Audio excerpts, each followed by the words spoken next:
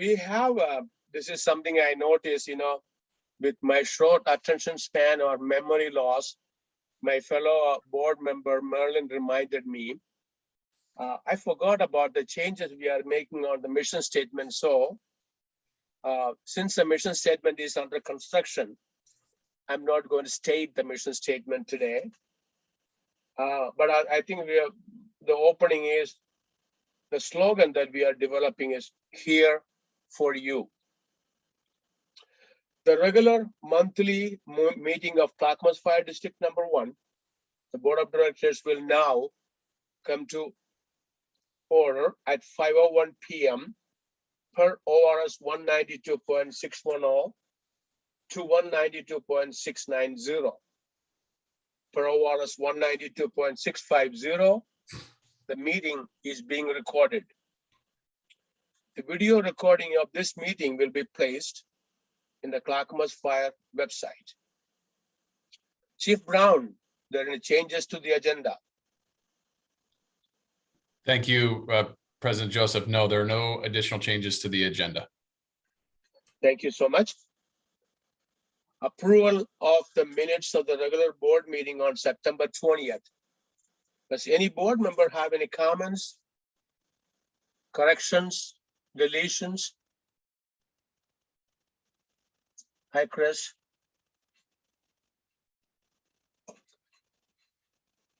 Well, hearing none, since there are no changes to the minutes, they stand approved as written. I'll now call for the statement from citizens regarding the district business. Rachel, is there anyone sign up for public comments?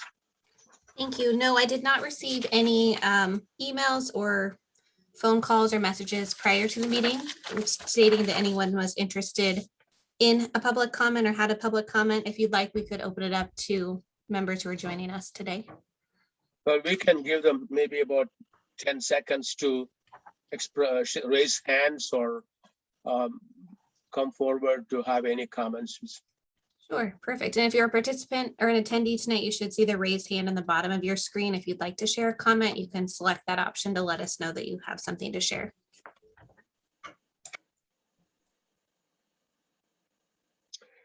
Hearing none, we are going to the business items.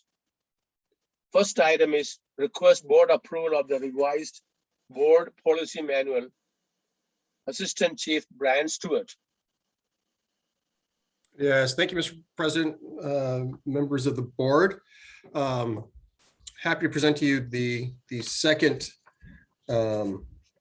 reading of the board policy manual. The policy manual that you have in front of you, we accepted all the changes in from last month and noted in the staff report that there were a couple of edits made to the preamble, and then as well as the board committee liaison list after we received feedback at last month's meeting. And if you want to go ahead and turn to the preamble, that is going to be page 21 of your board packet. We put some new numbers down there. It says board packet or packet page number 21 of 194 in the bottom right-hand corner. So the preamble is on page 21 of your board packet. Give everyone a moment just to get to there. And we made a couple changes to clean up some redundant language in terms of our current district, which we were just Clackamas County Fire District number 1. And then some essentially duplicative language about the annexations and a few other changes down below.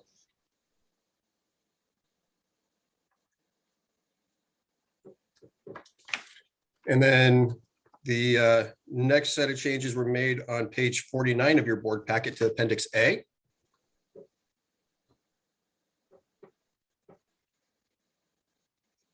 And this is the list of CFD number 1 board and committee liaison assignments.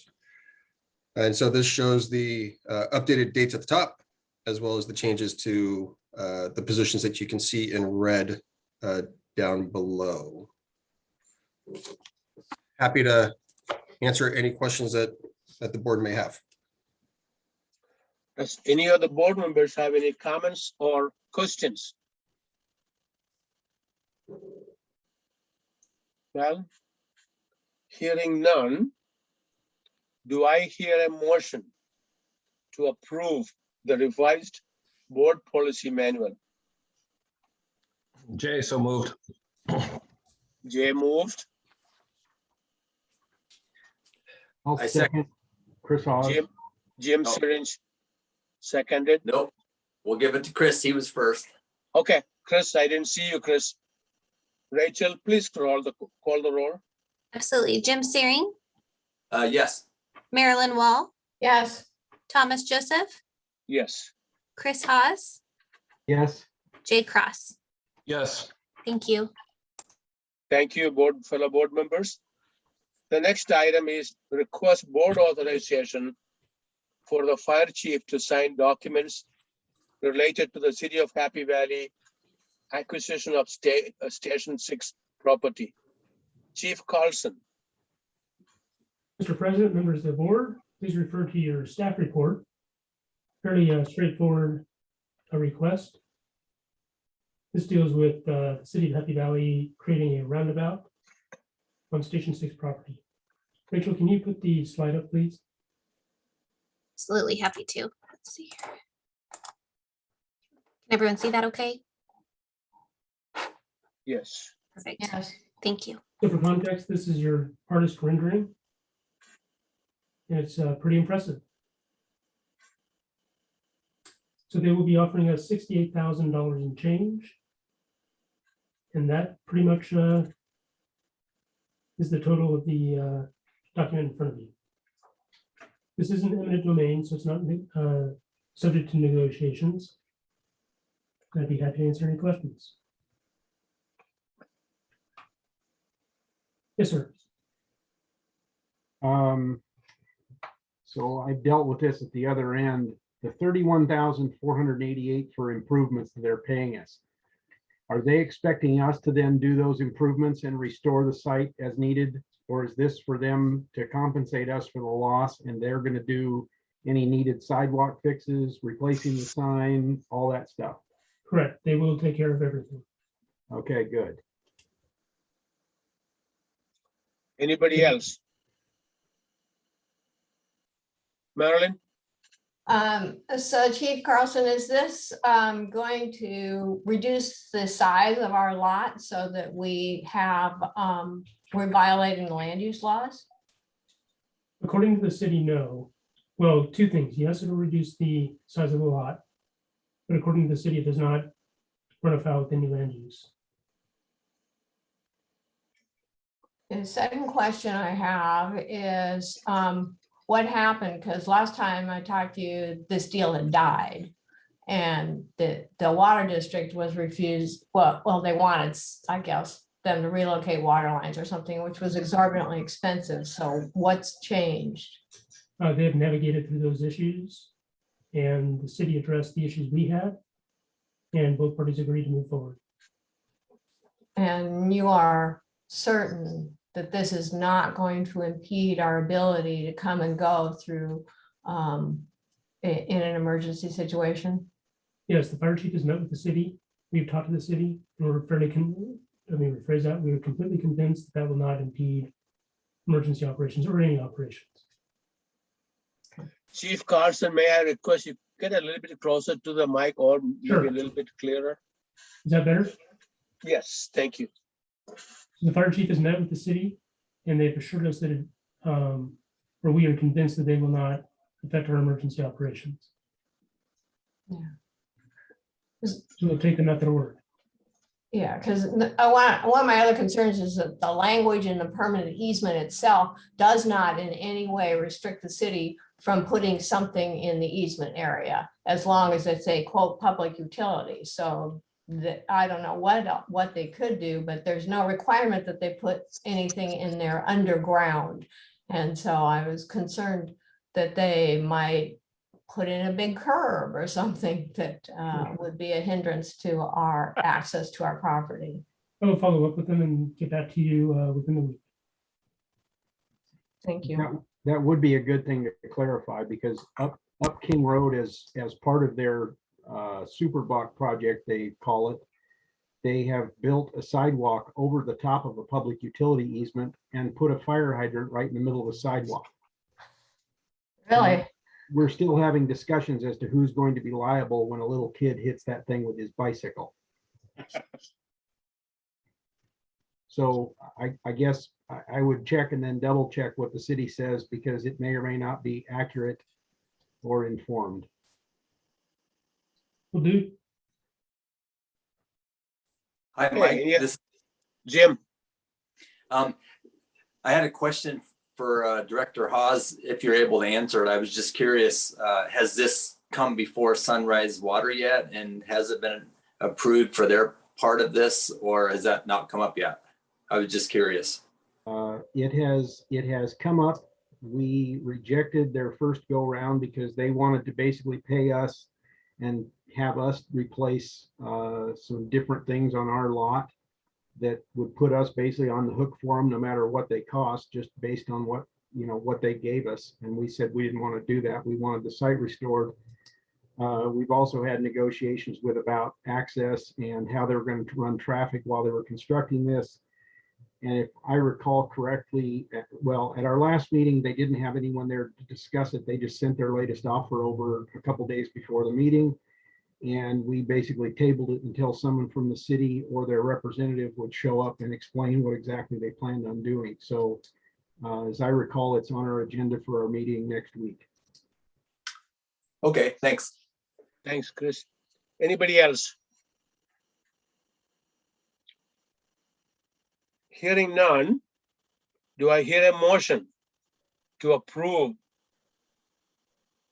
the authorization for the fire chief to sign the documents attached in the board packages, acceptance letter, dedication deed, permanent utility easement, as they relate to the city of Happy Valley's offer to purchase a portion of the district property located at 12901 Southeast King Road, Happy Valley, Station 6.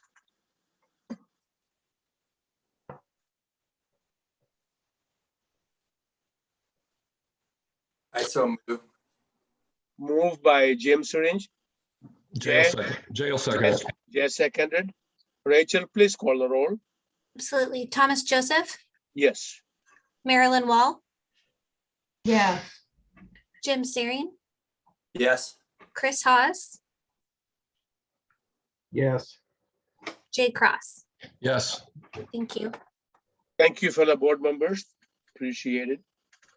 The next item on our package is request board approval to reduce the length in service awards program vesting years. Battalion Chief Steve Dieters. Thank you, Mr. President, members of the board. As we talk through this, the copy that you guys have does not have any of the boxes checked, and that was because I was unable to convert this to Word, and I didn't want to put my chicken scratch on there. So if approved, I'll get this filled out by typing it and then get it back to the president for signing if you approve it. So the plan you have in front of you is an updated plan from OFTDA, and it's the length of service awards program. And some time ago, at a board meeting, we had kind of let you know that the association was contemplating coming to you with a change in the vesting years. And currently the vesting years are 5 years. We learned that there's an option for the LoSAP program where you can do almost any vesting years that you would like, and a minimum of 2. So the association board took this and they vetted it out, and they talked about it, and they recommended a change to a 3-year vesting. That happened at a board meeting, and then they had to wait until there was an all members meeting to take it to the membership for them to vote on. It did pass in that meeting to bring it to the board with a change in the 3-year vesting. So what you have before you is that contract. Nothing changes, nothing about our Participation requirements, none of our methodology on how points are awarded. The only change would be that we would go to vesting option C, which allows you to put in for three years of consecutive vesting. And like I said, we're at 5, or the association's at 5 right now. And they would be vested on the completion of their 3 years of service. This will do a couple of things. We're at 5 years right now. Our average length of service is 2.7 years, which is a little bit better than the national average. So this was designed to be a retention tool many years ago. And this has been through a couple of different changes for Clackamas Fire. It started out at 10-year vesting, and then it was moved sometime in 2012, I believe, to 5-year. And as the group has changed and as volunteerism has changed, like I said, we're about 2.7 years. So this may become a tool to help get us over that 3-year mark in the future. I am happy to answer any questions, and just as a reference, if the board approves this, like I said, I will get a typed out copy to the board president, and then we will need a copy of the minutes with the approval, and then we send that to OFDDA, and then Jenna signs it, and then it goes into effect as soon as it's signed. So that would be the process, but I'm happy to answer any questions. Any board members have questions? Jim?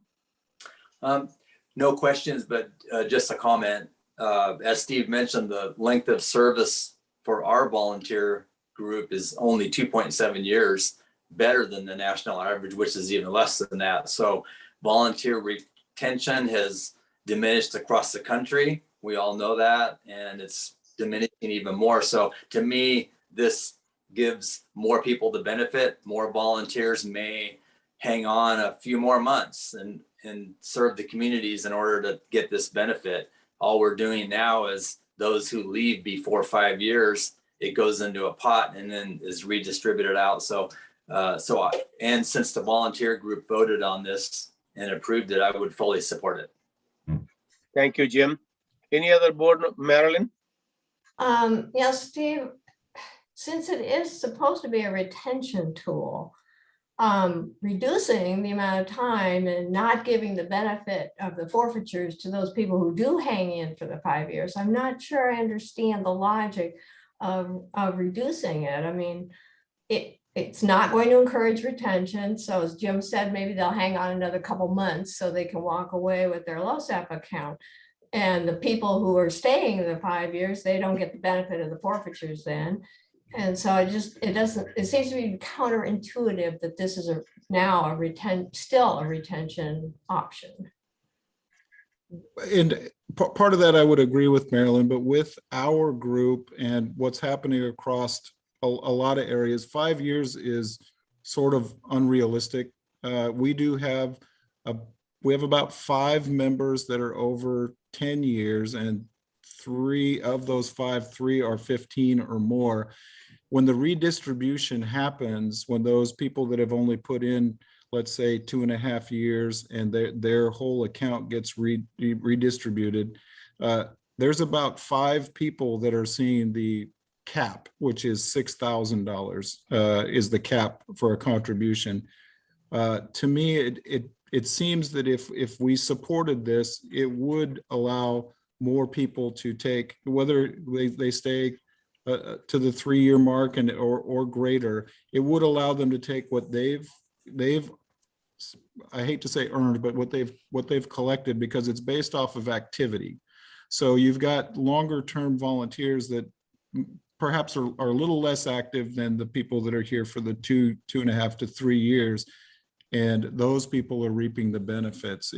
It's a small subgroup that I feel, and the association feels, and now I can't vote on it or anything, but it's a very small subset that's reaping the major benefit of getting capped out at $6,000 a year. So that was sort of the reasoning that the Volunteer Association brought it forward, was to reduce it so that they have a better opportunity of cashing out, or they can leave it sit as long as they want. But Thank you.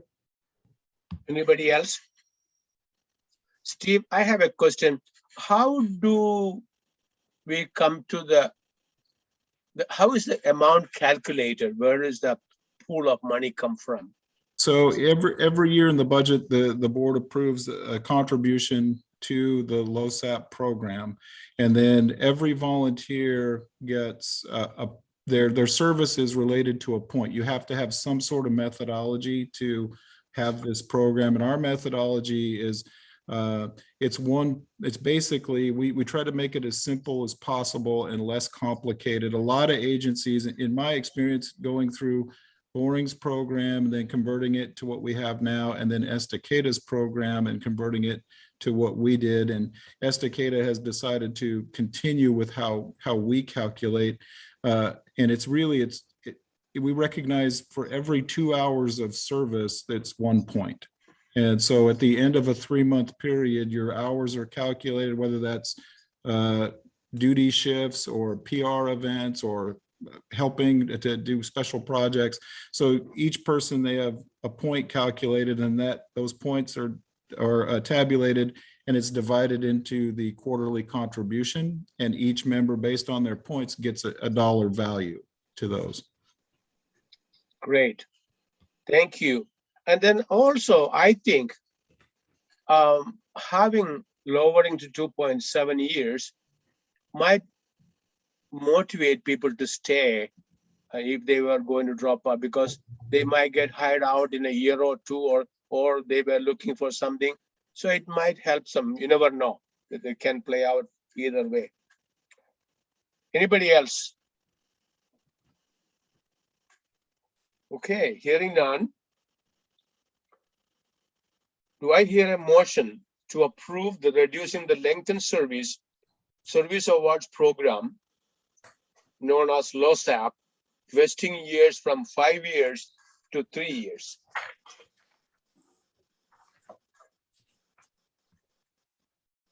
So moved. Moved by Marilyn, Second. seconded by Jim. Rachel, please call the roll. Sure. Jim Searing, Yes. Thomas Joseph, Yes. Jay Cross, Yes.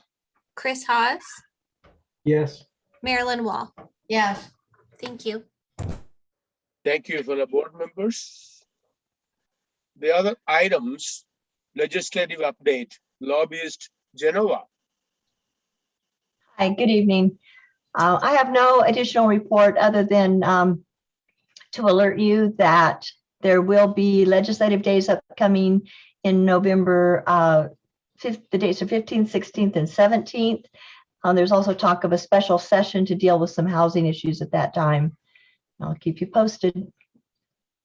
Great, thank you. Genova, I was thinking, this is a little question for directly to you.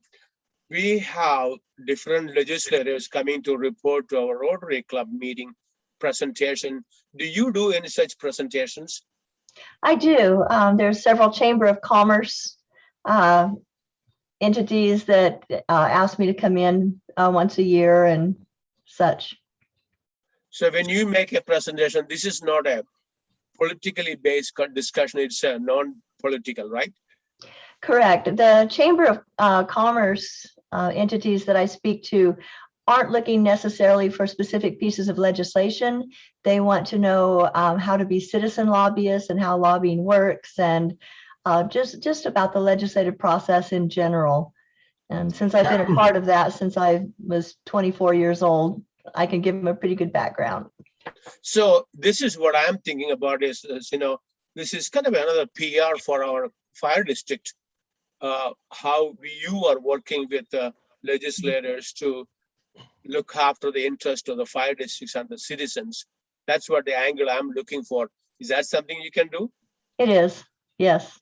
Thank you. Appreciate In a that. nonpartisan fashion, yes. Okay, yeah, great. Thank you so much. I'll reach out to you and we'll Thank arrange you. something. Any board members have any questions or comments to Genova? Thank you. Okay, hearing none, thank you. Board, committee and liaison reports. Civil Service Commission. Director Syringen, Chair Weatherly, is he in the audience? Rachel, is Chair Um, Weatherly? I don't believe Chair Weatherly was able to join us tonight. I just checked and I don't see him as an attendee. Okay. No, thank Now, you. of course, starting next month, it will be Director Chris attending the Civil Service Commission. Jim, did you attend this month's? Yeah, I can give a quick update. Please. I gave Will the information, but he must not be available this evening. The Civil Service Commission meeting was last week on October 13th. I did a general board district update. The commission during the meeting approved a lateral entry firefighter process, captain's list, and then went through a process to choose a new chief examiner. There were two candidates. One candidate dropped out at the beginning of the meeting, and the commission interviewed the other candidate, and evidently I was advised by the chief that candidate dropped out after the commission appointed them or gave them the position. So we're back to starting from scratch. I had a discussion with the chief a day or two ago, and it sounds like in the meantime, the fire chief may go back and choose someone internally to take that role for a while until maybe we come to another time to revisit it. But other than that, that was the meeting. And as President Joseph mentioned, Director Chris Haas will be the Civil Service Commission liaison at the next meeting. So congratulations, Chris. You'll do a great job serving on the commission for a short time as you did. I think you'll do a good job in that role. So Thank you. That'll be a good continuation. Thank you, Jim. Thank you, Chris. Director Cross, will you give us an update about the emergency EMS committee and the Emergency Services Foundation meeting? Yeah, we'll talk with the Emergency Services Foundation. It was a relatively short meeting. There wasn't a quorum, but the Deputy Fire Marshal, Kerry Shanklin, did an excellent presentation on the success of the CHIPPR program and the fire mitigation program that the district put on with the CHIPPR grants and all that, and how they were reach out to, I think it was 85 different uses of that. And she was also talked about how time consuming it was for her to coordinate all of that kind of stuff, which I can just imagine how much work she had to put into that, but she did an excellent presentation there. She also talked about the Ready, Set, Go program and the success for that, and the message and how the messaging went for all of that, and some of the lessons learned for next year. They also talked a little bit about reopening the CHIPPR grant for 2022, but because they didn't have a quorum, they didn't really vote on it. They just had some discussion about that and how that was going to work. Like I said, the bulk of the meeting was that and talking about Fire Prevention Month. And then wanted to remind everybody that and Doug, make sure I get this right, April 2nd is the auction, to make sure that everybody has that on the calendar. That April 2nd we'll all be getting together at Grey Gables once again, and hopefully busting open our wallets to give to the foundation so they can run more CHIPPR programs. So that's pretty much the Reader's Digest version of the meeting. It was, like I said, it was relatively short. So do you want to defer to George Santos, or would you have any update about EMS committee? Well, let me start, and if Chief Santos wants to jump in, that would be fine. Basically, Chief Santos just gave us a very detailed and very updated what's been going on with the ambulance service plan, and how he's been working diligently with AMR and the county commissioners and the whole task force in the county to well, basically how the ambulance service plan is going to be, the vision of the ambulance service plan moving forward. As you know, a lot of stuff was halted. There were some timelines put into place that got halted or delayed because of COVID. And then Josh and his team had to kind of scramble to get some things put together. But it sounds like they're doing some really strong work in there of working with the county commissioners and AMR for a comprehensive region-wide plan for that.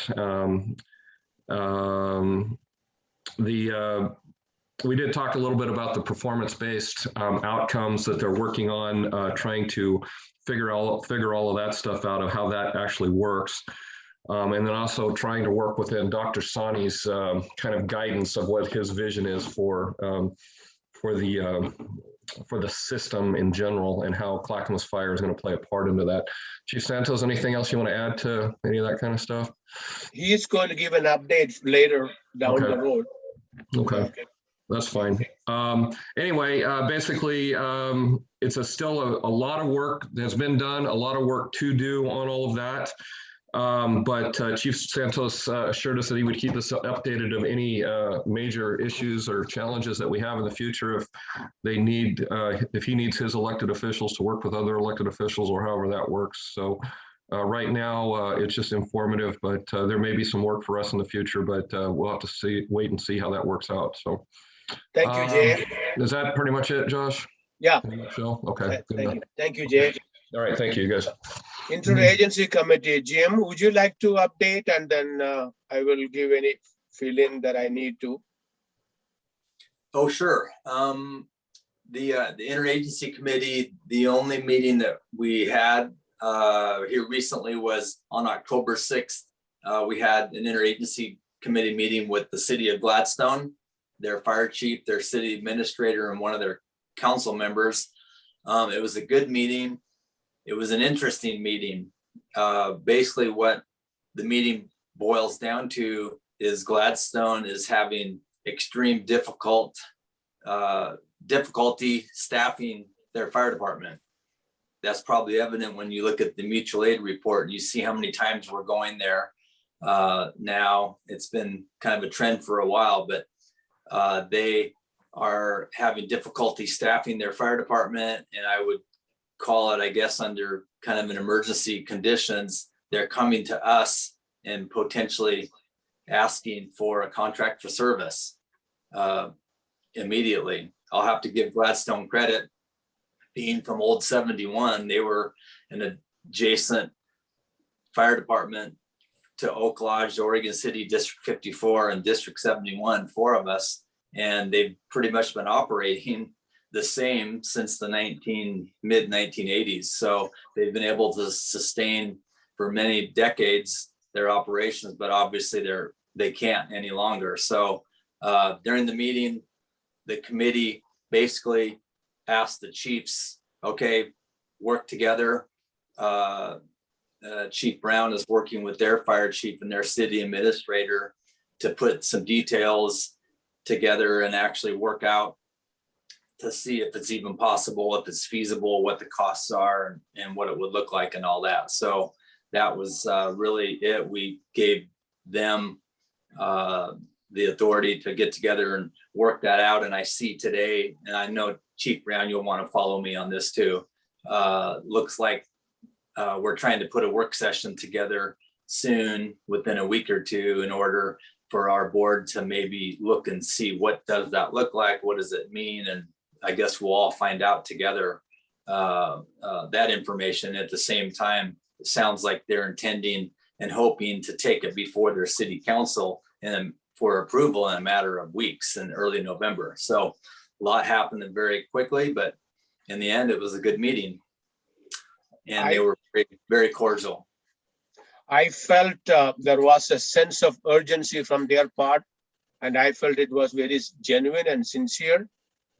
One of the things I want to let the board members know, having Jim on that IGA is really very special, because his expertise of the history and knowledge of the districts and the activities.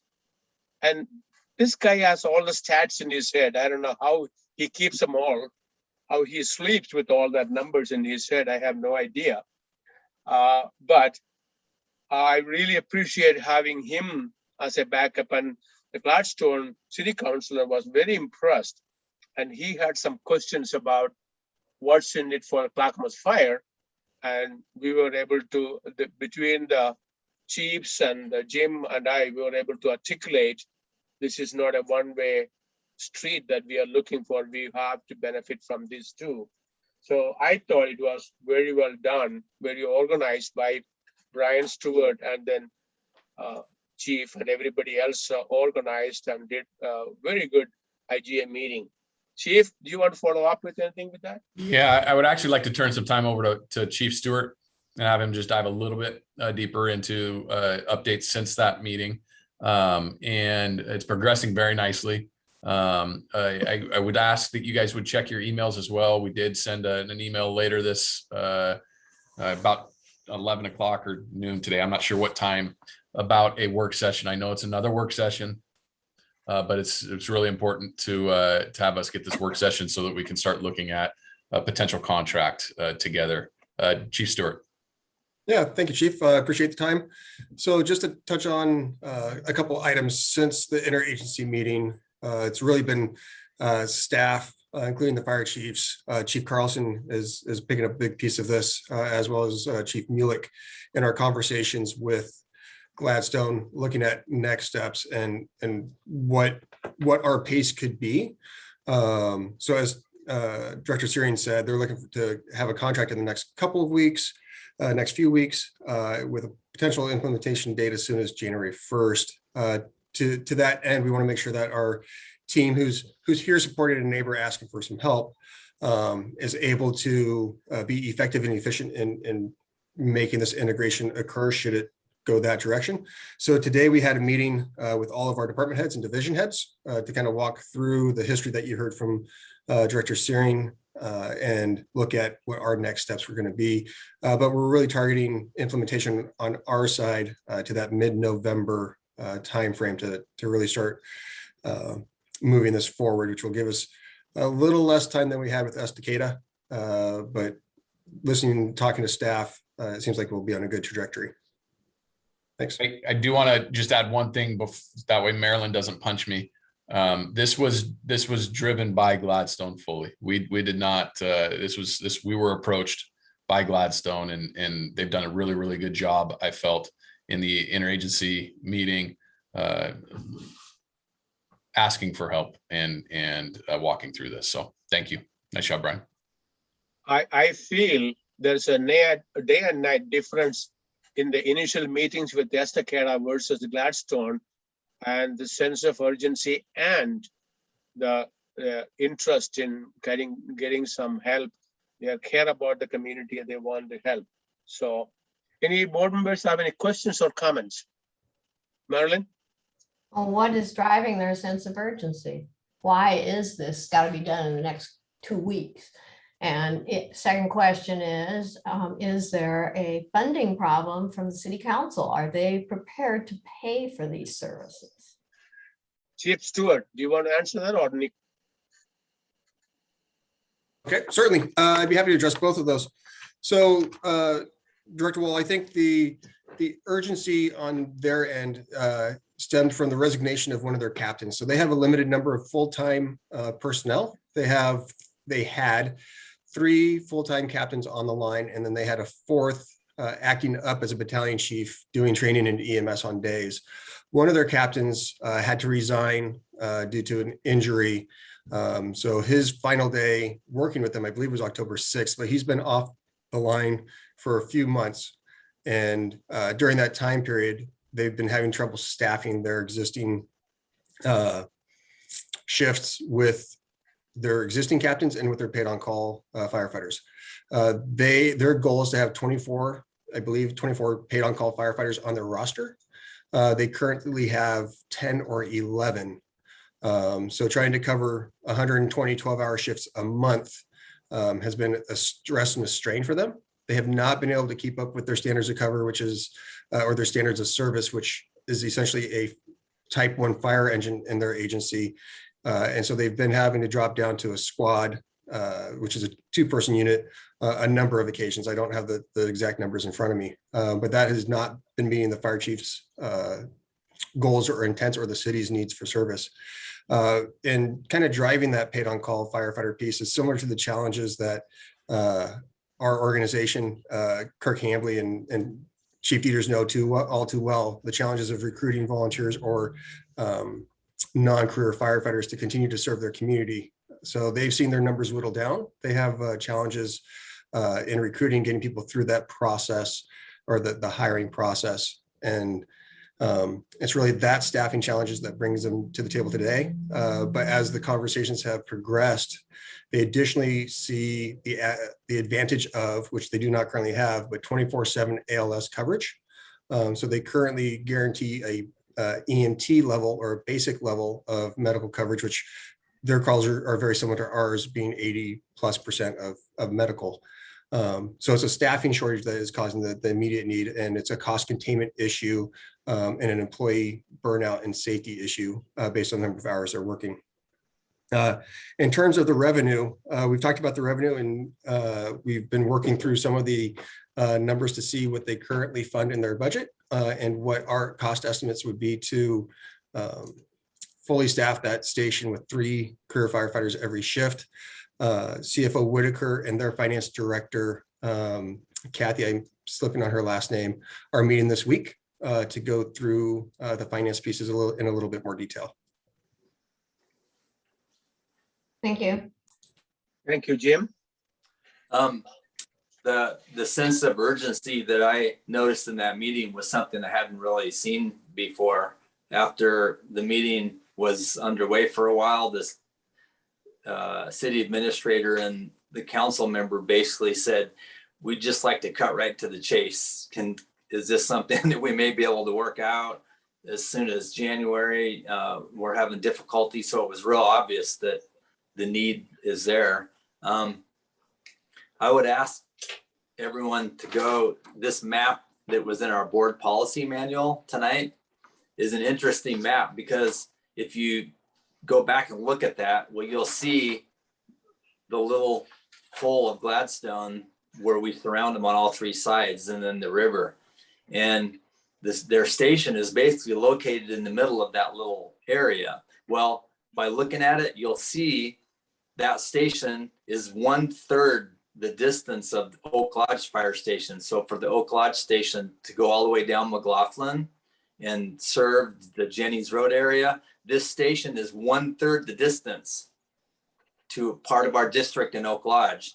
It's about half the distance from Station 8 down the 82nd Drive area. And Station 15, John Adams, to get down to the Oregon City Shopping Center is probably a wash, but having a strategic partnership with Gladstone was the #1 priority of Old District 71 in 1985. And it was with Oak Lodge too, because there were a lot of annexation threats back then from the city.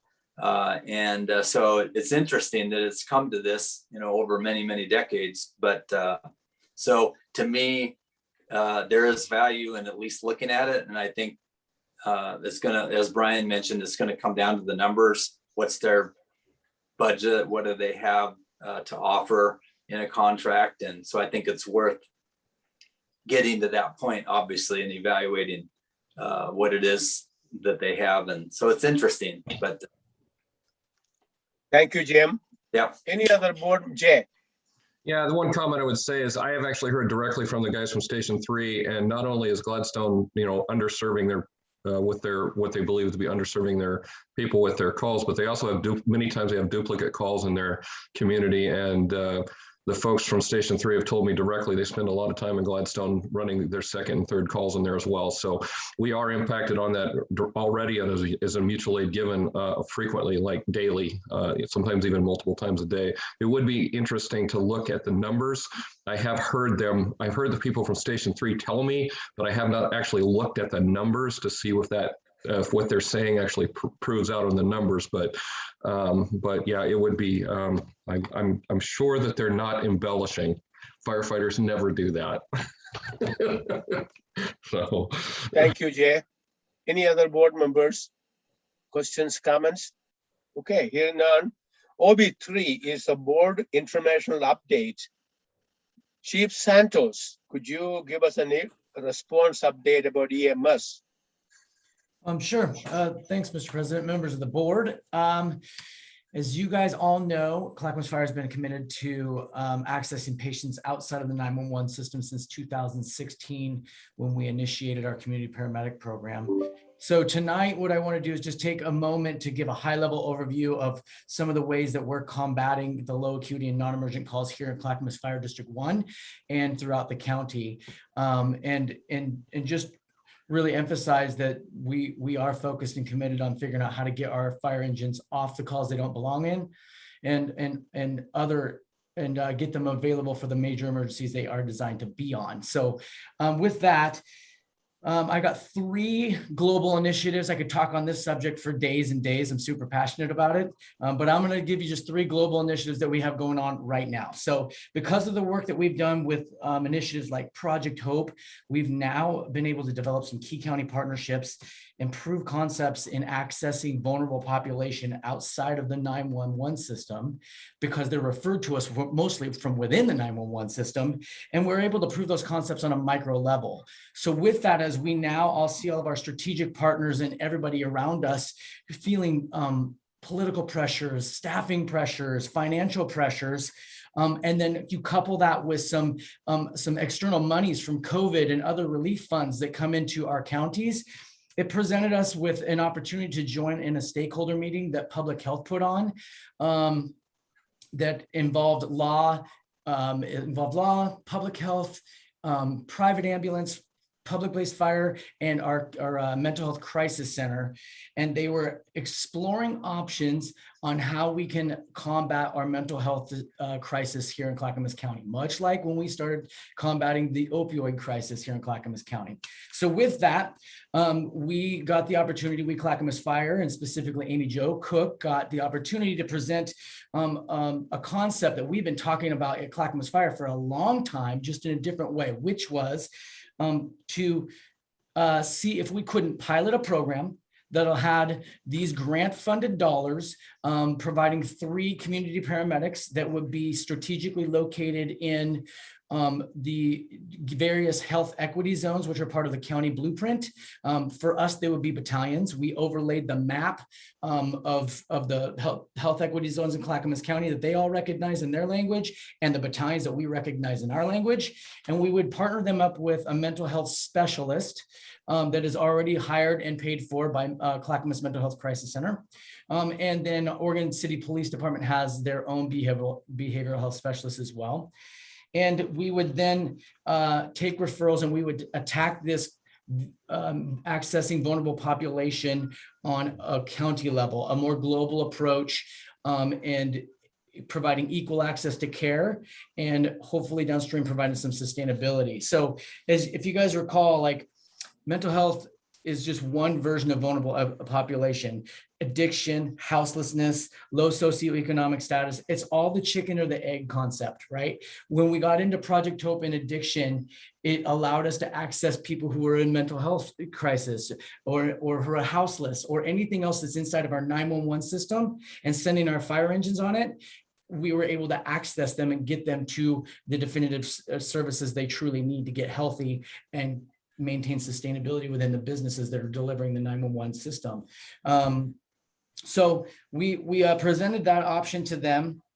We're presenting that we pilot this program, and then we take that data and we deliver it back to the agencies at the end of the program. And we also deliver it to things like coordinated care organizations, CCOs, which I think we've all read the article of what's taking place over in Portland right now, where they received $2.5 million from Care Oregon to work in their community health program and basically prove the concept. We are doing that here internally, and we started down this path before realizing that was ever going to take place over at Portland. So it's actually divine, and we can prove this concept together and find some sustainable paths of funding, whether that's all the agencies sharing downstream funding at small portions, and we share the resources. If it's CCOs that are involved, and or legislative efforts bringing us insurance codes that allow us to bill or cost recover for things like treat and release or treat and refer, or something different than a fire engine and ambulance taking you to an emergency room. So that's initiative number 1, and that's and we're working on that. We had a very positive meeting the first go around. We have a second meeting that's ensuing. There's nothing that's guaranteed at this point in time, but I think there's enough momentum to at least engage in using some county grant dollars to something meaningful to attack the low acuity and non-emergent calls. The second thing I have for you is our ASA plan update.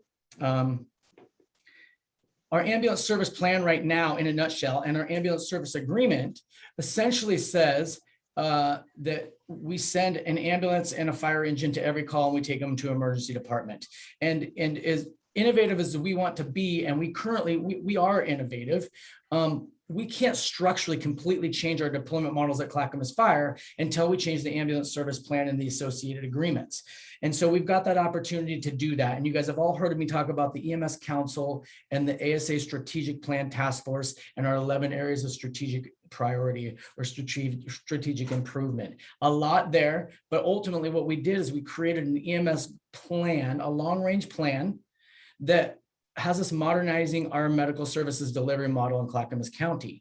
Well, we've been fortunate enough to hire a consultant service to help us formulate that plan. We hired Cambridge Consultant Group. They're out of the East Coast, and they have 12 people that are dedicated to our team, and they have a range of different skill sets. They have a public fire-based EMS professional, private ambulance professional, a hospital-based service individual. They have a couple medical directors, a lawyer, and a community medicine specialist who's helped initiate some programs in the East Coast, and they're far ahead of us in terms of community medicine here on the West Coast. So we're excited to have them work with us. They're contracted with us through June. Again, system enhancement dollars are paying for that, which is a part of our delay the clock or stop the clock that the ALS consortium contributes in. And that will all facilitate us updating the ambulance service plan and creating an ambulance service agreement that allows us to, again, further our deployment models and accessing low acuity and non-emergent calls in Clackamas County. And then the third initiative was developing that ambulance service agreement. And I'll touch a little bit on the highlights in downstream in our reports of where we're at in that process. But ultimately, the goal is we've got to stop sending a fire engine and an ambulance to every single call and send them to the emergency room. And we know that. And Clackamas Fire has been committed to it, and we still are. That is where we spend a lot of our energy. And I think we have a lot of forward momentum in getting there. But as we all know, money talks in a lot of different ways, and so do contracts. So that's where we're at today. I felt like it was really valuable to share that on the heels of everything else that's going on and other initiatives that are taking place in our fire district. And I'd love to chat about it in any way, shape, or form.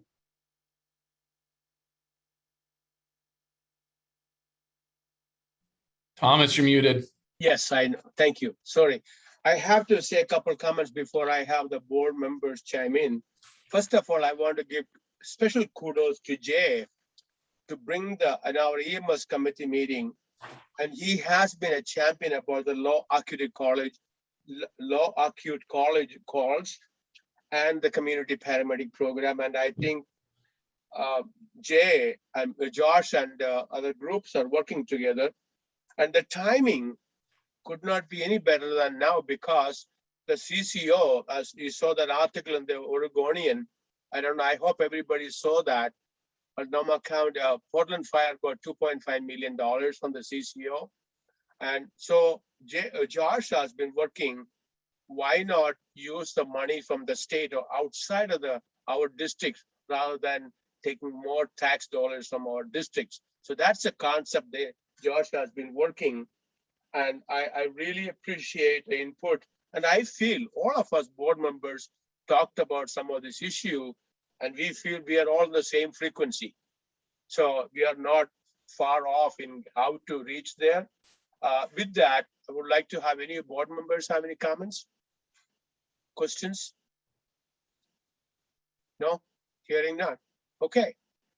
Now, the next item we have is the follow-up from the board work session. I'd like to open up the discussion. There are a couple of the board members expressed some desire to follow up from the board work session that took place on October 12th. Jim, would you want to start with that? Sure. And this is the work session regarding the possibility of a levy, correct? Correct. Okay. Well, I had quite a list of questions and I wanted to thank Chief Brown. I talked to him over the weekend, so he took some of his time out and we talked for about a half an hour, and he did a good job of answering all of my questions. As you all know, I support rural staffing. I pledged in my campaign and made a public statement in regards to that. I worked many shifts when we had a 2-person company at Clark's, so I know what it's like in the rural areas. I worked 18 years at Beaver Creek, so I know. So I definitely support rural staffing. There's no doubt about that. And the chief talked about in regards to this levy, the staffing part of this includes staffing 12 and 13, but more in a manner that it could be modified. So with the numbers, if it doesn't work to put as many in the north, well, then we have the flexibility of increasing those to engine companies instead of the 2-person companies, which I support. But anyway, so thank you, Chief. In the end, for me, this is just 2 things. It boils down to two things for me. It's the chief and his staff believe that this is in the best interest of the district. It makes sense and it's needed. So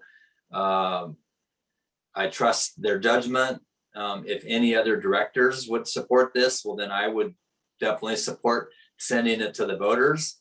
In the end, they get to decide, not us anyway. And I would never intentionally block anything from going to the voters. So in the end, I think number one, the chiefs support this, and I would because of that. And if any other directors would support sending it to the voters, well, then I would join you in doing that. So Anybody else? what? Chris, do you have any question, comments? Just, I spoke to the chief at some length myself after the meeting, and I kind of reiterated I guess my concerns or interest are almost more the optics and the political realities. As with anything, getting the voters to vote to cost themselves more money is always a difficult task. And this would have to be presented in a way, because the last thing you want to do is have it fail. You go out, you lose an election, you're known as a loser. And it's difficult to unwind that one. And right now, there are several things from a political reality or just an optics standpoint that could make this difficult. If, I mean, frankly, if I was going to organize a no campaign, there are some real Achilles heels that are out there, given what could be done with a campaign. See, that's where you can help in, Chris. That's where your help comes in. If that's a real issue, discuss with the board or discuss with the chief and see how we can handle, and also reaching out to our friends and supporters. You know, we are all elected by, whether we want to agree or not, is a political elected position. So we have supporters and friends working, supports us. So I think it will be very important for us to reach out, get some feedback from them. Let not our opinion stop them getting feedback from other people. Well, I understand what you're saying, Thomas, but I guess what I would have to say is that I think I've probably run more political campaigns than this entire group put together. Yes, I know. I have my name on 5 political action committees right now. Yeah. So I know what it takes to win an election, and I know what optics can do, and I know what messaging can do. And that, I guess my only point is, I'm not saying I don't support this. I'm just saying that we have to go into it with our eyes wide open and understanding that this isn't getting people to vote for unicorns and puppies for everyone. There are some holes that could be shot in this with a well-done. I totally support you. That's why I was saying your support and addressing those issues can help us to get through this positively. Yes, but you know, again, I'm just asking people to be realistic and understand Sure. there's possibilities and then there's miracles. So Sure. we got to make sure we know which one we're asking for. Okay. All right. Thank you, Chris. Jay? First of all, I think Chief Santos answered the concerns that I had from our work session, which was the low acuity stuff. And it sounds like he's doing some strong work and doing everything that's feasibly possible with that. And I certainly appreciate that. And the other one was retention after 5 years. I mean, I would be just in 5 years from now, the board of directors and the fire chief, which hopefully will still be Nick, will 5 years have to make the determination of letting some people go. And I don't want to put that in the hands of the people 5 years from now. That's the only place I struggle with. Now, although I think this levy would serve a greater good than possibly letting people go. That is, once again, going in eyes wide open, like Chris said.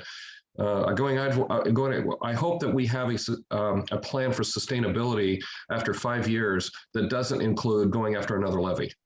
That would be, I think, a 5-year levy is something that bridges a gap that we have right now. And if we can bridge that gap, then somehow in 5 years from now, be sustainable, keep that stuff sustainable.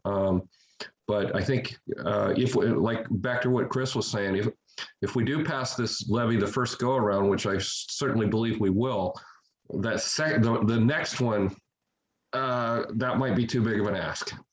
So, but that's also 5 years from now or more. So Thank you, Jay. Marilyn, do you have anything to add?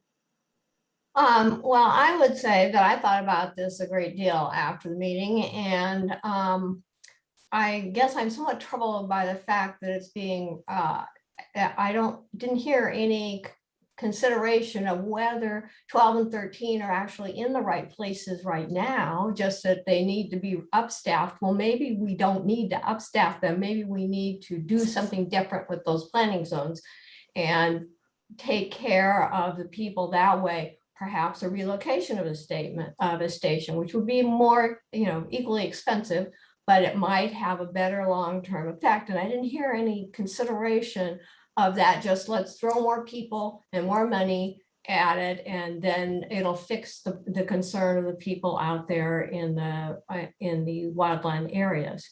I remain concerned. I mean, I'm enthused by what Josh Santos said, but there's nothing in this plan that supports low acuity changes, and nothing to fund it. It is all fire. And I don't believe that we can continue to support fire only and not put some money towards those. We didn't get a $2.5 million grant from CCO. And as far as I know, we haven't actually applied for any. I was disheartened to read that they beat us to the money.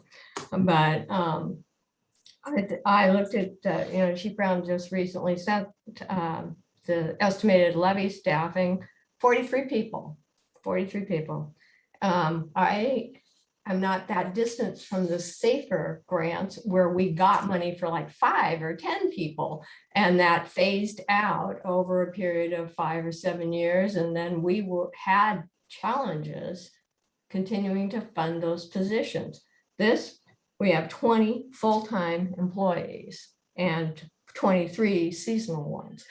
I fully support the concept of putting some money towards the crew 30, crew 31, 32, however many we have.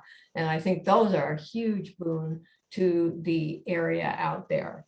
And that's certainly the way to go. I thought I heard Chief Brown say when he was chief of operations and talking out there that he was seeking partnerships with the local people who had the heavy equipment and the other resources, they just weren't sharing them. And that we were going to work that out. And this proposal says, no, we're not going to work in partnerships. We're just going to go buy all our own stuff. Now that way you can guarantee you got it. That's true. But that's not what I thought you were going to. Go ahead, Nick. It's communication on my behalf. nothing about this proposal is buying any heavy equipment or anything along those lines. It's for seasonal contracts. So part of that relationship building is, I love the citizens, but they're not always going to do things for free. And especially when we grab them and put them into levels where we need that heavy machinery, and they're taking away from their day-to-day operation of earning money for their families. They need to be played much like ODF pays them. It just locks them into us versus having to go through ODF just to have to pay them regardless. That's what that is. So I'm sorry for the miscommunication. We are not looking at buying any heavy machinery. Oh, because The heavy machinery is a fire engine or type 6 or type 3 apparatus. That's what, it's a miscommunication on my part. Oh, well, I misunderstood too, because I thought, since it says here, the capital equipment and what you were talking about, we're talking $4 million in capital equipment. I thought maybe some of the heavy equipment was included in that. So that's my misunderstanding as well. But, so that's where I stand. And relative to sending things out to the public just to vote, I mean, we have an obligation, I think, to properly vet things and make sure that we can back them 100%, not just say, well, we don't want to really decide, so we're going to send it out to the voters to decide. We need, I think, to make an intelligent decision whether this is the best thing for the district. So, Thank you. That's very valuable comments, Marilyn. Also, you see an example of Jay's concern at the work session brought out points of concern. So we need to, all of you, us board members, we need to express our concern so that our staff can work on how can we resolve that or mitigate that. So that's our job, to bring out the challenges in community perception. It's not necessarily reality, but the community perception. That's what we represent. So we can bring it to them, and we can together, we can bring solutions to the community. I really believe solutions are only brought out if you are aware of the challenges. Nick or Brian, do you want to add anything to that about this work session or the questions that we had about? No, I really appreciate all the directors in bringing forth their concerns, and then the follow-up conversations that I've been able to have. Directors for reaching out to me and asking for further clarification. I'm grateful for that. I'm grateful for your perspectives and how you see things. And I stand by what Thomas said, Chris, and I've mentioned this to you. You're correct. The knowledge that you have of running these things is invaluable. I tend to get into the weeds sometimes and make people think that it's an absolute. The only absolute that we're looking at as a staff is looking at staffing at station 12 and 13 and staffing in the core, and how that looks is I leave to my operations chief and leave to the team. But there's versatility, I guess. As we presented to you last week, that's what we saw based on the data. We are still getting data because we know that this message we have till February to deliver to the public. And we are still working amongst this with command and general staff, with you as the board, and with the local that we're meeting with on Thursday. And so there's a lot of pieces with this. We just know that the crew 30, crew 31, the station 12, station 13, and upstaffing in the core is what we need to do, as well as like Marilyn brought up to me in my phone conversation with her. Nick, what are you doing about capital replacement? Marilyn, you are brilliant. And so things like that is what you saw before you, and a lot of it's been driven from you and your perspective, and there's more to come. So I want us to not get too far into the weeds and understand that there's absolutes that we know, and those absolutes are just what I pitched to you. Those are the needs of the fire district, is to upstaff in the core, upstaff in the station 12 and 13 area. And we have capital assets or capital improvement that we need to do and replacements that we have to do, and then also building up that capital reserve for the future. But it's not only you getting in the weeds, but also the board, and particularly people like Chris.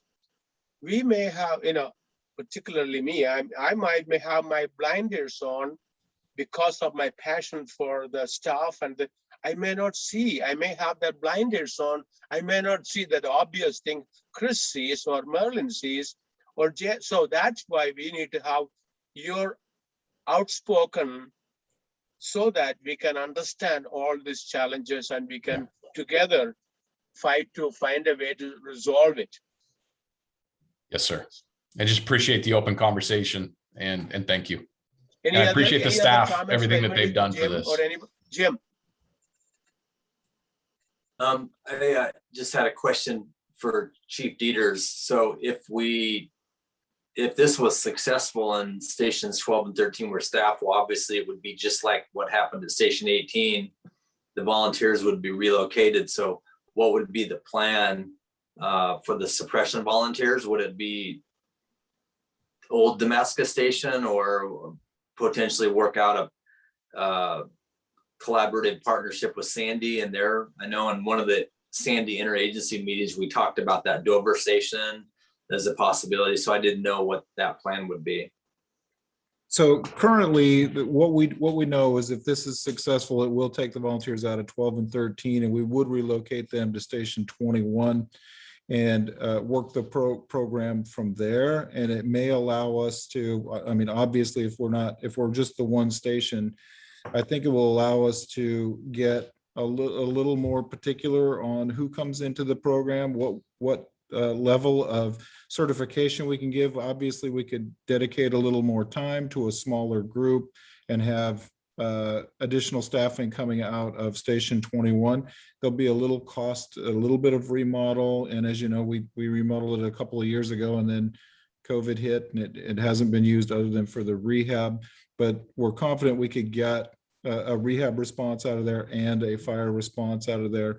All that being said, we also are working with Sandy right now, which would change it because there are 2 volunteer stations there. And I think I'm okay speaking for the group that if that relationship grows and there is an opportunity to put people there, we would put people in those communities. And, if we're in the right kind of a partnership with Sandy, but for now, we know we would put them at station 21.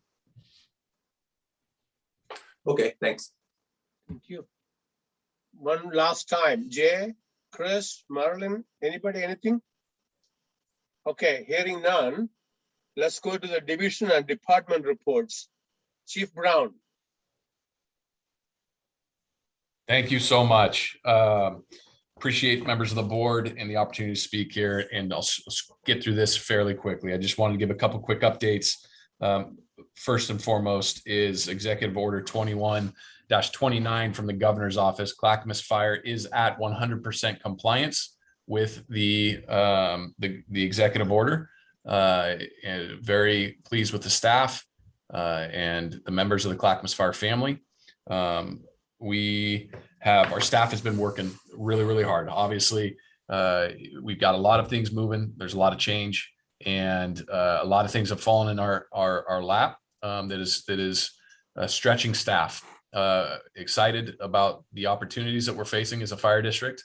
The change that we're implementing and the direction that we are going. A lot of good things ahead. Appreciate everybody that all they're doing is from support staff to the boots on the ground fighting the fires. We've got a great team and a great family. Everybody as the board has seen the reports as submitted. I'd like to turn my time over at this point to Chief Brandon Paxton to give a update. Just want to give those quick little snippets right there. Brandon. Thank you, Chief. Good evening, everyone. Just a couple brief updates from government affairs. Our big focus this last month, it seems premature, it seems early, but we've been working with the city of Happy Valley regarding the ordinance they're looking to put in place to ban illegal fireworks next year. They just want to have a metric in place prior to late June when this is an emergency thing like it was this last year. So really kind of working through the details of all that, and attended their work session and a separate meeting with their leadership team to fully understand what they're looking for and how best we can provide some support to them, and then use that as a framework for the additional cities that we serve. And then the last piece to share, congratulations to Isaac Hamilton. He's now been selected as the Public Information Officer, serving as a temporary duty assignment, and he'll be working within government affairs, taking on that role and working directly with our media. So we'll be a team of two, plus of course Tracy to keep moving that ball forward. So with that, are there any questions? Any questions? Comments? Hearing none. Thank you, Brandon. Chief Stewart, give an update about office and strategy and business services. Yeah, thank you, sir. Appreciate the opportunity. Again, we should have Josh Yerke joining us here shortly to provide an update from the Human Capital Department.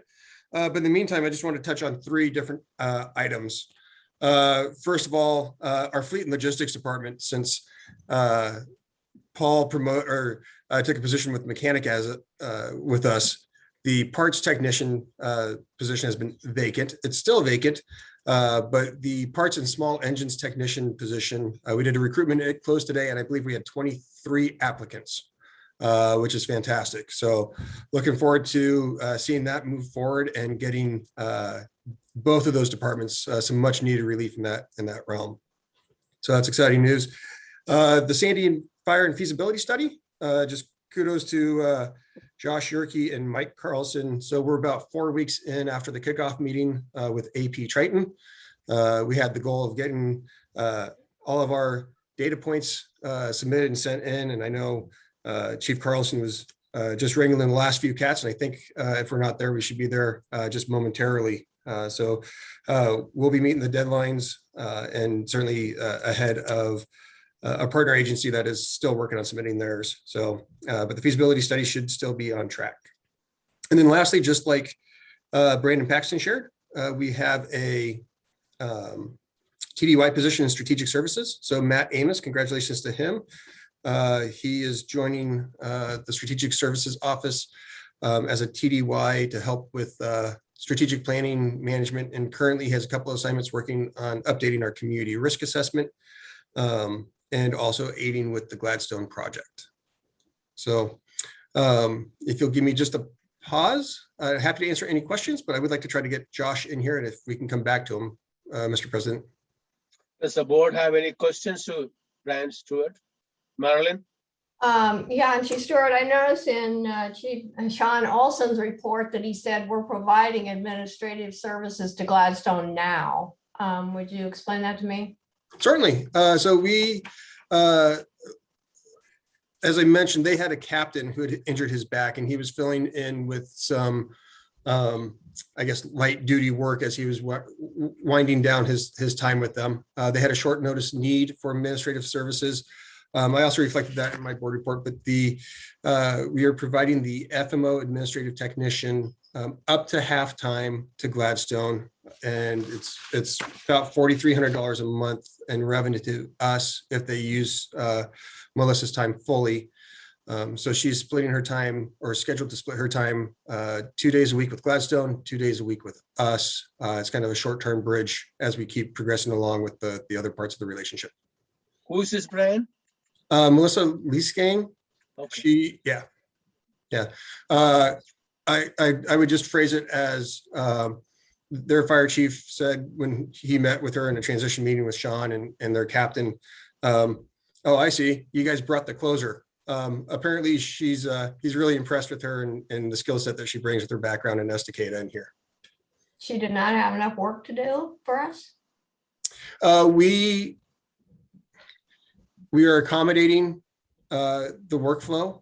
We have postponed a couple of projects. So if you may remember the concept of going back to a self-inspection process, we pushed that out to be able to accommodate this piece. What we wanted to do was be mindful of the needs that organization has in their efforts to improve the service to their citizens, which also benefit ours. But in doing so, we only really find efficiencies with that if we can reduce the amount of staff that comes over. So they had looked at hiring an executive assistant already. And so by being able to provide this halftime assistance, we're able to hopefully see some long-term benefits for both organizations. Thank you. Thank you, Chief. Is Chief Jerky available? Sir, I'll have to just go ahead and see if I can grab he may be in the, as an attendee. Okay. And thank you. I'll be back in a couple minutes. Okay, great, thank you. Okay, while we are waiting for Chief Stewart to bring him in, Chief CFO, Mark, would you want to give your update while we are waiting for, or should we wait?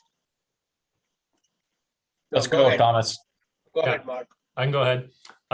So just I'll be brief. I think on page 171 of your packet is my board report. Just a couple updates. We did finalize the tax anticipation note with the bank. I did provide an update on our cash balance. So it was about 6.4 million at the beginning of this month, which was actually a little less than my original pessimistic scenario. So we did go a little low on cash. But we have that TAN in place if we need it, and we should still finish this month in a positive cash position. So no concerns there. No major concerns or updates from the financial report through the end of September. We are trending below where we were last year in pretty much every expense category.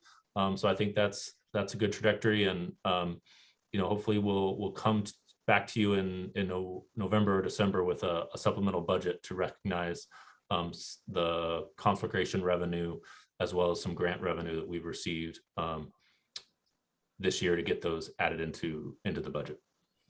And that's really all I have, unless there's questions. Thank you, Mark. Now, before I go to specifically to Mark on Chief Brown, just a minor detail, this page numbers are double typed. Sometime on the pages, if you look at that, there is a lot of pages are overprinted, same numbers. So you may have to have somebody take a look at that and see if we can fix them. Mark, does any of the board members have questions for Mark? I do, Thomas. Marilyn? So Mark, even though it is trending down, the overtime charges are still 40% of the budgeted amount now, and we're only, a quarter through the year. What steps are being taken regarding that?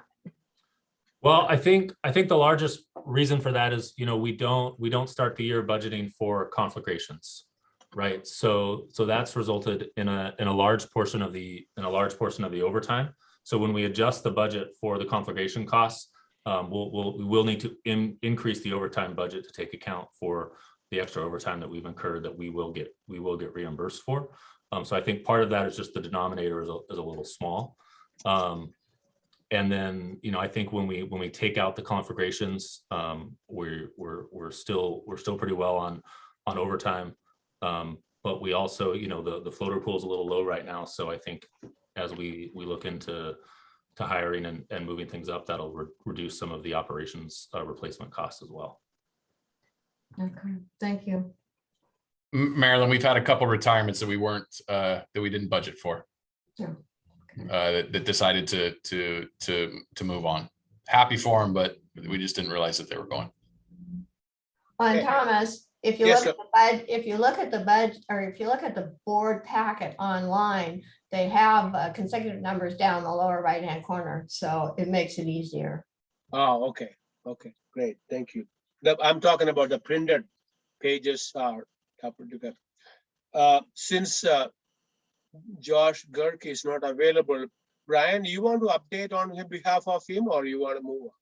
Oh, sure. I'll just touch on a couple items that I think Josh would want to share. First off, appreciate Josh Yerke, and not surprised he may not have been able to attend. He's currently volunteering at the West Coast Post-Trauma Retreat, helping other first responders recover from occupational traumas. So he had wanted to jump in and share tonight, but I can understand if he wasn't able to make it. Director Sirianori covered a little bit of the civil service meeting, but to touch base on that, the chief examiner, I've talked with all of the commissioners, and we anticipate doing a special meeting in relatively short order to reappoint a temporary chief examiner. And we'll see if the fire chief has a different selection. I was serving in that role, and I can see where that may be convenient to put me back in. Also at the civil service meeting, the commission approved the lateral firefighter exam. And so that will be released here shortly. It had the date of, I think, October 26th, but I know there's interest in getting that announced sooner than later. And then lastly, we also have a TDY in human capital. So congratulations to Rich Stenhouse. He's jumping in on a big segment of professional development, diversity, equity, inclusion, and a number of topics to help move our whole organization forward and to really look out for the success of our employees and our volunteers. Thank you. Thank you, Brian. Any board member have questions for Brian? Comments? Okay. Chief Santos, do you have any more update, or are you done with your updates? Yeah, let me just give you one quick update on the ambulance service agreement that I think will be relevant to the board. Medical services, okay. Yeah, so the ambulance service agreement, as many of you may recall, last December, the Board of County Commissioners directed staff to work towards putting together a performance-based ambulance service agreement with the current contractor AMR. This is what is a non-expiring, or some would term an evergreen contract with performance measures to keep it on the rails.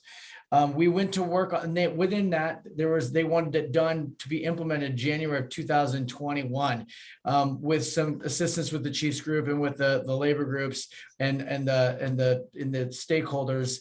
We were able to get more time in that, and they directed us to have a product, the county to have a product with the advisory board of the EMS Council's input by October, so that they could vote in November and implement in January of 23. Well, because of COVID and specifically the vaccination efforts that were taking place in Clackamas County, and everybody trying to help get our county vaccinated and open and healthy, we didn't get that done. So this November 23rd, the EMS Council and ASA Strategic Plan Task Force are partnering with Public Health in delivering a presentation to the Board of County Commissioners, because as you may or may not recall, we have 2 new commissioners on the board. The chair, Jim Bernard, who gave the direction to go to a performance-based agreement, is no longer with us. And we have Tootie Smith. And then we have Mark Scholl, who replaced Ken Humberson. So in addition to that, this next May, we have 2 more of the commissioners that are coming up for re-elect, Paul Savas and Sonia Fisher. So we are going to educate the Board of County Commissioners at an advisory board level of what we've done up to this point and what is left to be done to update our ambulance service plan and display our EMS system, our modernized approach to the EMS system, so they can put that in an ambulance service agreement, whether that be a performance-based agreement or an RFP. And at that point in time, the public health will give them the background on their choices for performance-based and RFP, and they will make a decision as to which direction they're going to go. Now, the relevance for us is not about performance-based or RFP from my perspective, because a contract is a contract, so long as the substance within that contract is meaningful, scalable, and sustainable for our business models and the people who are delivering the service out here. What we do need to make that happen is time. And we've seen commissioners get antsy about time. We've also seen other political pressures on people wanting to compress those timelines before they lose commissioners and otherwise. So we, the advisory board, are just asking for time. And so no action needed by our board of directors by any stretch. I just want to keep everybody updated on what's taking place. And I'll come back after we deliver the presentation on November 23rd, time to be determined, and to let you know where that landed and then give you an update on where we're going. But the rest of it ties back to what I've been saying the whole time. So any questions on that? Otherwise, I'm done with the medical services. Does any of the board members have questions for Josh? Josh, I have one question. What is your sense of the county commissioners stand on our proposal or our ideas? Where do you get support from them? Are they Yeah, so I think the majority of the commissioners who have been around for a while and have seen RFPs and seen the ambulance service agreements play out, they have a very basic level of pre-hospital medicine and service delivery in that arena anyhow, but they do understand RFP and they do understand the contract with AMR. They are very much in support of the initiatives and what we're trying to do to modernize our medical services delivery plan and provide better service to the citizens and have sustainable business models to support it. So that is encouraging. But every time you bring on, there are a couple of the commissioners who question competitive process, advocating towards RFP versus performance-based, which then basically presses the reset button on process from their standpoint. So that's kind of the nuts and the bolts. But overall, they all want a great product and they believe in the advisory board. So that's positive. So you do feel optimistic about their possibly getting support from them? I do, but it's always challenging when they want to see deliverables and see progress, and we don't have as much to deliver as they think we probably should during this global pandemic. Thank you. Anybody else? Since none of the directors have any other questions, Chief Dan Mulick, do you have any updates, sir? Absolutely. Good evening, everybody. Thank you, Thomas. I just want to give just a quick rundown on operations, kind of what we covered over the last month. You've noticed that it's getting dark earlier, the rain's starting to fall, and we're just starting to move out of wildland season. So I think it's timely just to kind of hit on a couple things. As far as kind of my focus getting into the office was to kind of fine tune our response reliability in our organization and start working on just balancing out where we've been in the last couple years and just fine tuning our response. What we did is we implemented a new squad out of Station 19, which is a new deployment model, new apparatus typing in our county. Worked with the Fire Defense Board, with Chief Carlson and CCOM, and we had got the right rig in the right part of our fire district, help improve response reliability out of Station 19 and serving the East Battalion. We've improved our water tender reliability, and I was going to make a comment to Director Searing about the use of the volunteers and how substantial they are in a positive impact in our water tender response and the reliability that we have out in our rural areas. So we have fine-tuned that, and we've just have a really good system in play where we've been able to shuttle our own water to fires and make it very impactful. So a lot of work by some of our captains and BCs and DCs to make that happen. Just an update on our hazmat team. We are working right now with the City of Gresham and the State Fire Marshal's Office and looking at collaborating with the subcontract with Hazmat State Team 3. And so there's been a conversation a while. We're just working through that right now. We'll update the board with more information, but we're looking to head in that direction. And just to kind of finalize the wildland portion in the state, we've spoken very highly of our people and our leadership as they have gone around the state and helped out us on these fires. And I believe we were at 50, Chief was at 59 task forces, I believe, in the state of Oregon this year, somewhere in the high 50s. We have had BC Ellison, Captain McCullough, Captain Weekend, Captain Taylor, Captain Lowther, and now BC Lowther as of last week. Members that have been out leading those task forces. We've had members on our state team, Captain Corliss, BC Shireman, and of course, BC Brent Olson. Just very, very impactful. The Crew 30, the whole leadership team and the leadership that our people have demonstrated out amongst the state has been huge. In fact, Oregon State Fire Marshal's Office is looking at ways to kind of help Clackamas Fire build a program statewide that Clackamas Fire has modeled. So more to come on that. Just want to leave it lastly.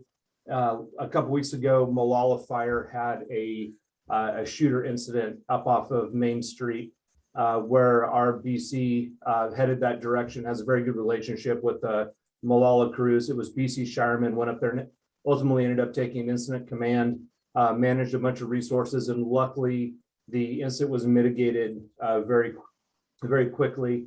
On his way back, he swung by CCOM, our dispatch center, and checked in with them just to make sure they're doing okay after a traumatic incident. And I think it just sets an example of leadership. Our battalion chiefs are just doing an outstanding job. I appreciate them, and they're model employees, and they're leading by example in the organization. So that kind of wraps up the operations. I'd love to answer any questions if anybody has any. Chris? Not a question per se, but I just say, Chief Mulek, your water tender approach must be working.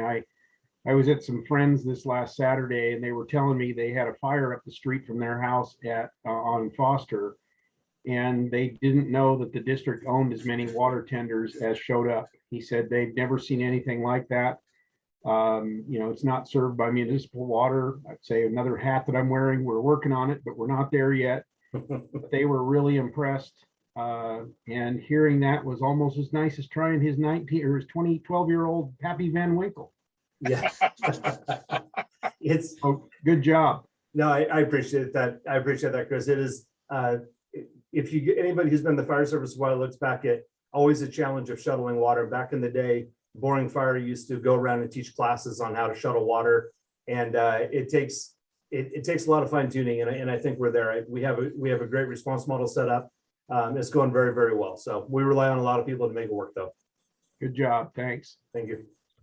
Anybody else? Jay has a question. I did notice that Chief Slater said that he had a great 2-week vacation for his significant incident, but he didn't elaborate any more than that. Well, I looked through that and I was like, oh no, it's still highlighted in there too. I was like, I texted him before. I was like, nobody's going to catch it. Oh, yeah, nobody's going to catch it. I just wanted to know what was so great about it, But hey. I think the fact that he's within a year of retirement and he's able to take time off like that, I think that's healthy. So okay, great. Thanks. He's going to love that. You pointed that out. Jay, appreciate it. Thank you. Thanks, Thomas. Next up, I'm going to have Assistant Shop Steward Steve McAdoo. But before I introduce him, I have to say, our past president, Jay, implemented a program, worked with a program with 1159 to come and give an update. We're participating with the board meeting and with the district. So they became sort of being visible in the board meetings and activities. So with that, thank you, Jay, for doing that. And I want to Steve McAdoo, give your update, sir. Okay. Well, thank you very much, Joseph. And yeah, we don't want to be invisible. And as you can see, they did ask the most handsome of the local 1159 members to give the talk. So I just want to point out that was great. And I appreciate the board for letting us give these updates. I don't have a lot of updates tonight. And I just real quick wanted to introduce myself for people who don't know me. I'm Steve McAdoo. I'm an assistant shop steward with a local 1159. And I'm also an AO and a water tender driver out at Station 10 Beaver Creek. So just wanted to point that out. Let's get right to it. Our members voted to ratify the contract for 21 to 24. That is one piece of news. And now it's in your all's hands. We also have a new assistant shop steward, Kevin Scherter. Kevin Scherter's been with the district for 14 years. He will basically take Mark Gaiman's spot. Mark's time was up and Mark stepped down. And so Kevin was voted in. Kevin is a lieutenant on A shift at Station 16. And so we're happy to have Kevin on board and get him involved. So at some point you may see him giving the presentation here. And then next, Secretary Nate Hahn is now the administrator of the apprentice program at the state level and will be working with Jackson County 5, Eugene, Springfield Fire, and Clackamas Fire on the apprentice program through BOLI. That's just news that I just heard. So if there's any questions about that, I won't have any answers for you. Lieutenant Rob Rector has officially left the building. He retired last month and he was presented his local 1159 shadow box. Rob, I don't know if you all know this, but he lives in Post Falls, Idaho. And so now he will be able to be there full time and be with his family. So we just want to wish Rob well. Anybody who knows that guy, of course, everybody wants to work with Rob and And I got a chance to work with him, so it's going to be sad to see him go. Local 1159 will soon be looking for an office assistant to help our needs at the local level. Our membership and workload has grown so significantly over the last 10 years, but our e-board structure has not. And so we need an office assistant to offset this workload. So we're going to be out looking for an office assistant here soon to help us with that workload. Local 1159 principal officers interviewed 2 county commissioner candidates for next year's election cycle, with 1 more coming next week. Both conversations were very productive, and we have some very strong candidates moving forward. We want to lastly congratulate Derek Olson and his wife Allie on their new baby boy. Derek is a firefighter at Truck 304. There's a lot of, I don't know if you guys know, but there's a lot of babies happening throughout the fire district on the firefighter side and the admin side. One of them being my daughter pretty soon will be giving me my first grandchild. So there's going to be a lot of babies around this place here pretty soon. We sent flowers off to Derek and Allie and other members through the flower fund, and that's something that Nate Hahn runs. And so we're always looking to send flowers to people, and everybody within the district that has a baby or a death in the family. That flower fund has been a great thing. And so that's all I have for updates, unless somebody has some questions.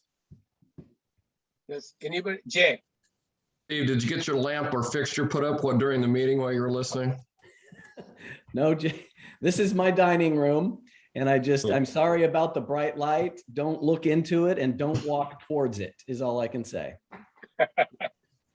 Any other board members have any comments or questions? Okay. Thank you guys for your time. Well, thank you, Steve. Thank you. That's nice to see you. Thank you. It's nice to be seen. Even though you claim to be the most handsome, I'm sure there are other more handsome people here. So I will not make an argument for that. Okay. Battalion Chief, Assistant Chief Steve Dieters. Update for the volunteer services. Yes, thank you, Mr. President, members of the board. The drills for the month really focused around water use and how to use it at a house fire, and then also water supply was another part of the drill. And then EMS was environmental emergencies and then some toxicology. And then the support folks had a separate drill, which was familiarization, and then also giving up some of their house duties that they have.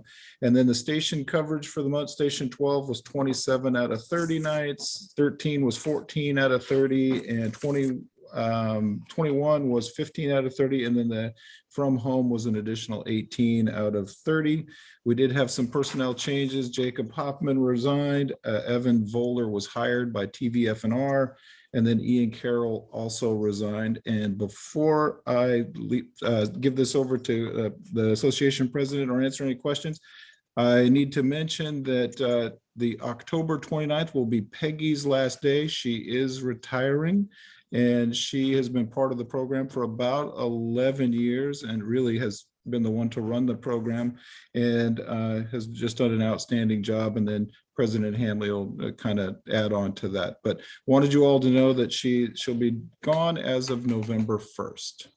Happy to answer any questions. Thank you, Steve. Does anybody have any questions or comments for Steve? Hearing none, Volunteer Association President Kirk Hambley, give an association update, please. Thank you, Mr. President, members of the board. Chief Dieters asked me to talk quickly about Peggy because it pains him so much to say something nice about her. So I'm going to go ahead and do that. She's been in the volunteer services for the past 11 years. She's been pretty much our collective work mom. She's oftentimes our first contact, and she's always our biggest cheerleader. The association board presented her with a polished axe, sorry, to thank her for her service to the volunteer program. This past month, we also hosted Director Searing, Chief Brown, and Chief Dieters for district updates. The volunteer ranks also grew by one last month. Volunteer Sterling White welcomed his third boy, Noah Tanner. I also wanted to thank the board for entertaining and ultimately approving our request to change the LoSAP vesting period. All the benefits afforded to the volunteers by the district are greatly appreciated. I also wanted to take advantage of having a captive audience to show my appreciation to Chief Dieters. Chief, you took this volunteer program and ran with it. You have served as a mentor to all of us. I'm proud of the program you helped develop, and I look forward to continuing to work with the restructured leadership. How much did he pay you? I signed a non-disclosure, sorry. Yeah, I know. Thank you, Kirk, but I've been running away from it for about 7 years, so. Our only request is that Chief Dieter stays on Operation Santa. But I can answer any questions you might have. Does any board members have any comments or anything? Yes, Chris. If Steve stays in charge of Op Santa, do I still get to ride in the fire engine? If so, That's then up I'm to all Steve. for That's it. up to Steve. I still think I ought to get to drive one. I mean, I'm a director and all. It seems just fair, but.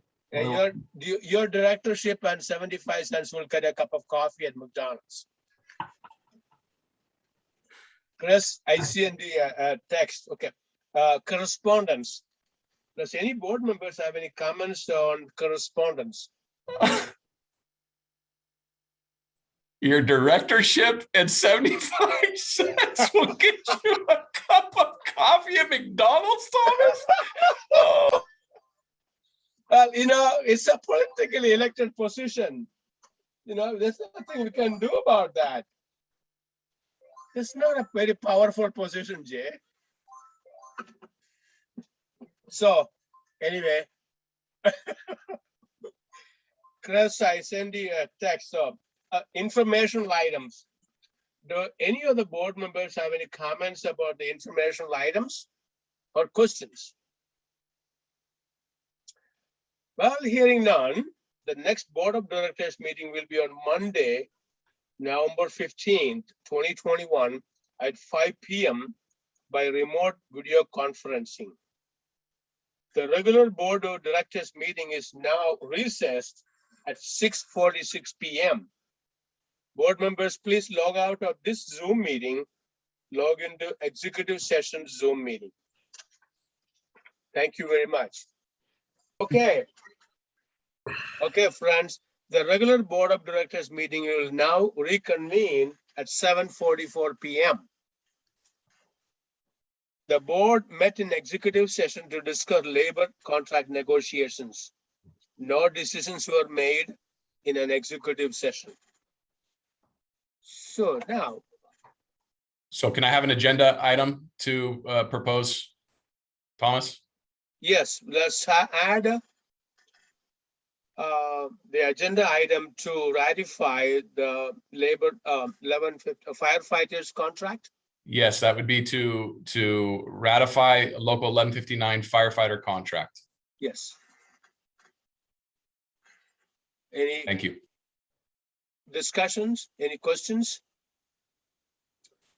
If not, do I have a motion to ratify firefighters contract? I so move. Moved by Jim, I'll second. Chris seconded. Rachel, please call the roll. Absolutely. Marilyn Wall, Yes. Jim Searing, Yes. Jay Cross, I'm going to abstain because of a possible perceived conflict of interest because my son works for the fire district. Chris Hawes, Yes. Thomas Joseph. Yes, Thank you. the motion is passed. Any other discussions, Chief?